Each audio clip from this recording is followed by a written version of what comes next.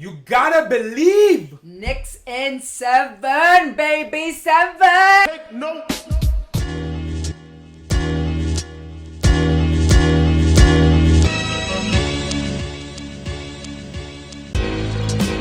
Big Beach. We're here. My man, Haliburton. It's different this time. What's up, guys? People of New York, alert, alert. The Knicks are alive. It's a tough game at the Garden last night. Well, actually not that tough because the Knicks came out and handled business against the Pacers. Backs against the wall, down 3-1. Now it's 3-2 heading back to Indiana. And it's magical. It's crazy how much your mood changes from a loss to a win. Oh my God. Now I'm like, we could do anything. Oh my God. It's like a horrible roller coaster. It is. It's been a roller coaster. Horrible roller coaster ride, and I didn't realize how much this was going to affect me. My mood in the morning, my mood throughout the day. If I want to get up, if I don't, I feel like I'm going through like depression. And then last night I was going through PTSD for sure. Yeah, terrifying. We started off that game so well. I think Brunson gave us the energy we needed. He gave his teammates the energy they needed, the motivation they needed for us to go out there. There was a point when we got to 23-13. So we had that kind of nice 10-point lead. And I think at that point, the rest of the team bought on to what he was selling. Listen, guys, we got this. I'm starting you off with a good lead, and let's keep it up. And then the Pacers never got the lead after that, baby. Never got the lead after that. Even though we had some messy turnovers, which I was getting upset about and getting hot about. Hard about? Yes. But, you know, Hart has this way that, you know, you love him and you hate him because he'll do something silly, but then within the next, like, few minutes, he'll turn around and do something really great, and then you're like, oh, we love you. Yeah. Anyway, the biggest thing for me last night was outside of Tibbs allowing more people to play. Which has been, last few games, you saw the shift, and it's been benefiting us, for sure. A huge shift in him allowing, it does two things, right? Number one, it lets our not role players, but our starting lineup gives them some rest, right? And then number two, it allows these guys that are obviously trying to prove that they can play basketball too, because they realize that they may not be staying with the Knicks, but they need other people to see them and see that they can be effective. They're in the Eastern Conference Finals. Think about it this way. They're in the Eastern Conference Finals at Madison Square Garden. And I'm going to hijack you a little bit. I'm always interrupting, Mom. I'm sorry. But just specifically for this point, we'll go back to it. Landry Shamet.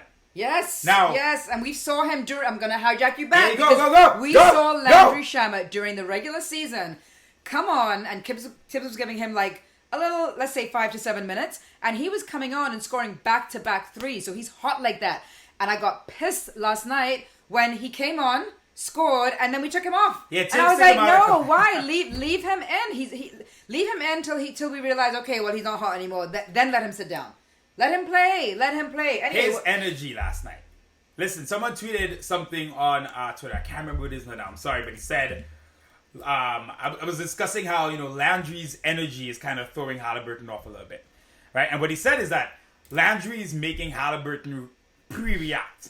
Right. So, like, Shamet is kind of spastic. He plays like he's on speed sometimes. And what was lovely to see, that's the word I'm using, at the Garden last night. This is why I love Knicks fans, why I love this city, this is why I love who we are.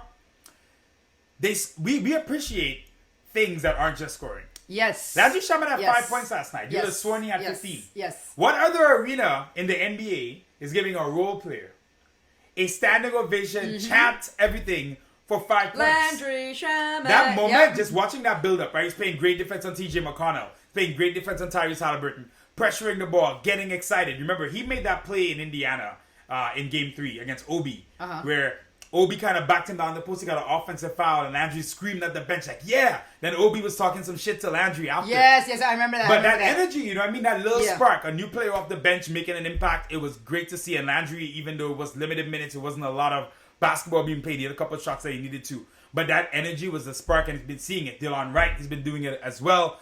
The rotation expanded. It's causing more problems for the Pacers. And the thing is, last night, we were playing defense aggressively the whole time. So that's what I really wanted to say.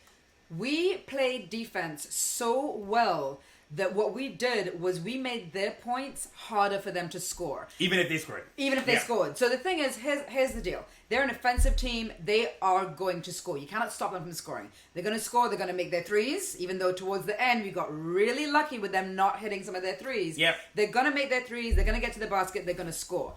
But here's the deal: when you play defense, and you taught me a new term the other day. Well, face guard. We were face guarding him. Face guarding. Yeah. So when we're playing that, and that Landry was doing that, Mikal was doing that. When we're up in their face like that, and we're just even doing this, you realize it throws them off their game a bit, but it also makes them work that much harder. Facts. And also more time to play to score the points they're scoring. And I think that was a really big deal because it's how you run out the clock. It's how you kind of get them exhausted, get them tired, and that's what we did last night. We played defense, and we played and made them have to work for their money. That's exactly it. That's they have what to we work did. for the money. The exact opposite of Game 4. Tyrese Haliburton has one of the all-time point guard playoff performances in Game 4. 8 points last night. We'll get to that. 8 points last night. We'll get to that. But this is the point. In Game 4 in Indiana, he's in a flow state. They scored 43 points in the first quarter, and I think they had 45 at halftime last night, right? To show you. Tyrese Haliburton, we were watching the tape back. He is coming down the court, and no one's touching him. Right. He's floating into his open three-point shot. He's running around, making easy passes. He's just making things happen so easily. Whereas Jalen Brunson, getting up the court is a war. Jalen Brunson gets the half court at And 16 he's seconds. swarmed by And it's people, already and a war. yep. He had to fight through World War I and II, right? He had to do so much just to even get the play started. So we're not even applying that level of pressure to Tyrese fully, but just giving him that much more. Mikal was picking up a lot higher up the court, made him that much more uncomfortable. And Tyrese has these weird games. That's why he's not fully established himself all the way yet. He has these weird games where he can score less than 10. He doesn't like physical play. Bridges was holding him a lot more. Good. Do it back to them. That's what they've been doing to Brunson. Brunson's been getting beat up all series long, right? So you could see Indiana get some physicality, not as easy for them. Karl-Anthony Towns. Getting to the rim. My guy, have you seen his finger on his left hand? It is not healed. His finger and his knee, are both injured. Shout out to the Dallas Mavericks and medical staff. somehow he is still out there ready to play. And he said that too. He said that they asked him about his injury, and he was like, we're just gonna play. We're just gonna play. Listen, this team has been no excuses getting it done. Cat isn't even staying on the perimeter hitting three. Cat is in the paint. He's in grinding. the paint. He's up in there. They can't touch him. And he's using his body, and that's what I wanted to see him do. Sometimes he does not play like that. Sometimes he plays more like Mikal, where he doesn't want to get hit. No, get hit, because you know why? Because you can take it. He can take it. Brunson plays the way Cat should be playing. But I'll say this: all playoffs, Cat's been doing it. Right. Cat's been listen. This is a big vindication, career legacy thing for Cat. This entire playoffs, what he did in Game 3, when Brunson on the bench in Indiana, we needed to win. He scores 20 points, and it's not just any 20 points. That dunk, just a pure aggressive play at the Garden last night. He's feeding off the crowd. And this team is just digging deeper and deeper as much as they can to make things happen. They had to win last night. It was back to, that was it. The season would have been over. Right.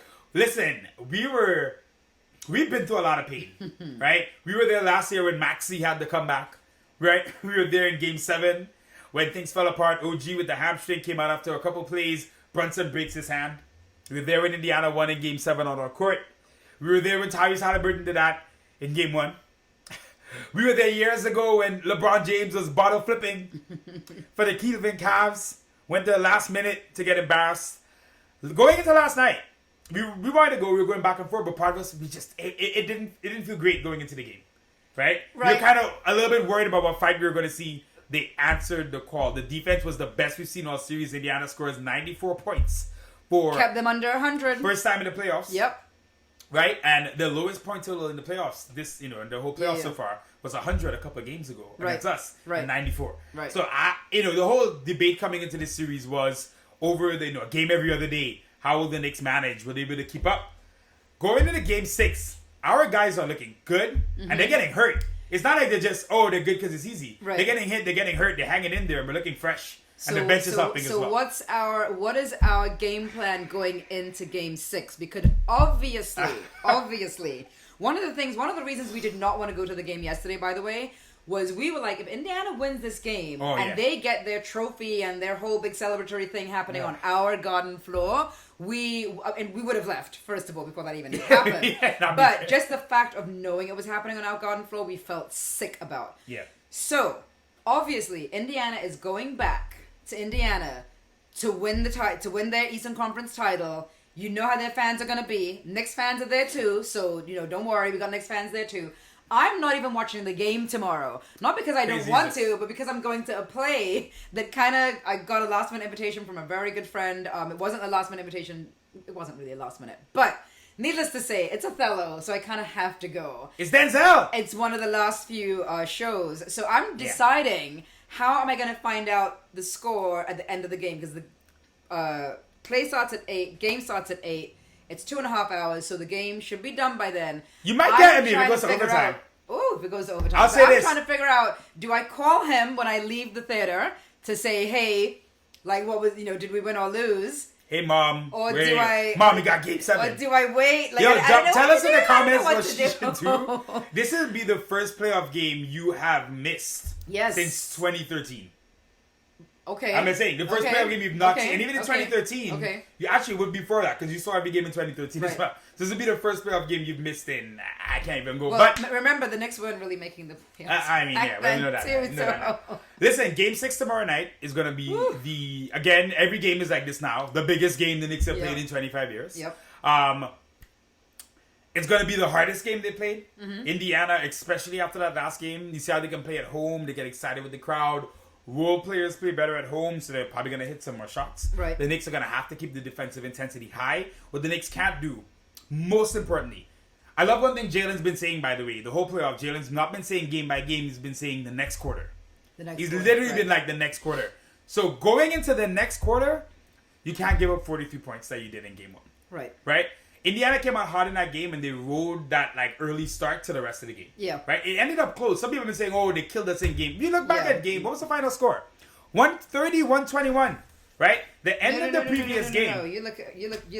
Yep. 130-121. The end of the previous game was not some big blowout for Indiana, but it was that early start. I think it was maybe 43-36 or something after the first quarter. Yeah. And Jalen was hot to start. I remember Jalen came out well, but then we just weren't defending. Indiana got hot. They're doing their thing. The ball's going around. The Knicks are in the blender, and they're hitting threes.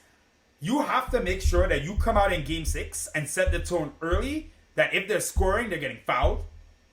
We're playing physical. Take some fouls if you need to early. Play defense. You cannot let them start the game hot. Get them flustered. Make them work hard for their points. To me, that was like the biggest thing that we did. Yep. We made them work really hard for their points. We got them tired. We got them, a little puffing and puffing a little bit. We got different players out there, so they were kind of like, Tyrese even said it. Oh, they played changed up their They changed up their lineup. They changed up their game. So they saw that. So they already know. Okay, we changed up their game. Now they're going to change up their game. So I'm excited to see what happens on Saturday. Well, I'm not going to see what happens on Saturday. I'm excited to hear the results. And I am really, really praying and hoping for a Game 7 in the Garden on Monday night with a win. You got to believe. With a win. You got to believe, guys. Listen, we got to believe. Nothing. Shout out to Positive Tommy again. I saw another clip of him. He's with W Fan Radio, I think. Okay. He was talking today, and I'm going to show you the clip after. He said, the past is no indication of the future. Like, stop having this Knicks PTSD that it's all going to fall apart like it always does. Right. There's no reason for it to fall apart. The guys on the court, what Jalen Brunson's been doing for this franchise leading us, he's not a guy that falls apart. Right? There's nothing that indicates they can't do this. Mm-hmm. Right? Mm-hmm. This is the first time, another good point I heard on TV today, that Indiana has had their backs against the wall since even last year's playoffs. Last year's playoffs, right, they get to the Eastern Finals, but they got swept forward by Boston. There was no game in their playoffs where it was like all the pressure was on them. Yeah. Now, this is the first time, yes, it's not a Game 7, but to them it is. They're home. Yep. You can't lose 2 in a row and come back to the Garden at Game 7. If we get past tomorrow night, like on Monday night at the Garden, we need to be screaming so hard that when they shoot, the ball blows away. Listen, like, talking about screaming. Yeah. Knicks fans are so good and great Shout with that chant.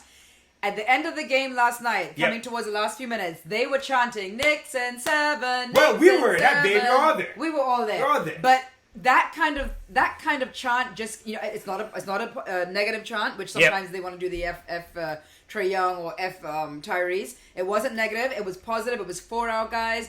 Our guys definitely heard it, and I am sure that we're gonna hear that chant in Indiana at Gainsbridge. Is it Gainsbridge? Well, it's Gainsbridge. Whatever it's called, Gainsbridge. We are gonna be hearing that chant there from our Knicks fans because they're there, they're deep, And let's bring it home. Let's bring it home. This is the year. This team keeps defying Woo! the odds. Yes. We're on the ropes. They responded We're so well now last night. the underdogs, which I always prefer to be, right? Yeah, we're now the underdogs. So everyone, I mean, we'll look, take look, it. The game 5 back at home, same thing Boston did, right?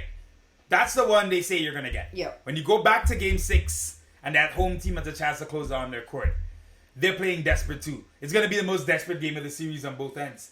Right? Indiana won't have to force urgency. They'll feel it naturally, the way we felt it last night. Right. So, Yes. You know what I mean? It's just going to be... It's about execution. It's about staying calm, executing your plays, making things happen, staying aggressive. The Knicks have enough to win this series. We got Captain Clutch. We got Cat doing his thing. I've been thinking, having this sneaky feeling, maybe we get a really good Mikal Bridges game tomorrow. Right? Yeah, because maybe we get a good Mikal. We kind of owed it. We kind of owed it in this series. Yep. And let's just keep going. Let's go Knicks. Right? Woo! It's the city's alive. The city's alive. And like you said to your point about game 7, it felt like we gave the Knicks were going off to a battle without a lot of us. Right? It's like when you go to war and your wife is writing you a letter. It's like, oh, come back safe. Wrap it up. Game 7. Let's go. I gotta finish my story. Game 6. We send them out, I feel, with, guys, we're here for you. Yes. Go get it done. Yep. Come back home. Go get it done and come back home. And then we're going to celebrate getting to the NBA Finals on Monday night. Let's go, Knicks. Let's go. King Kong died here. Knicks in 7, man. That's the time. That's it. All right. Peace.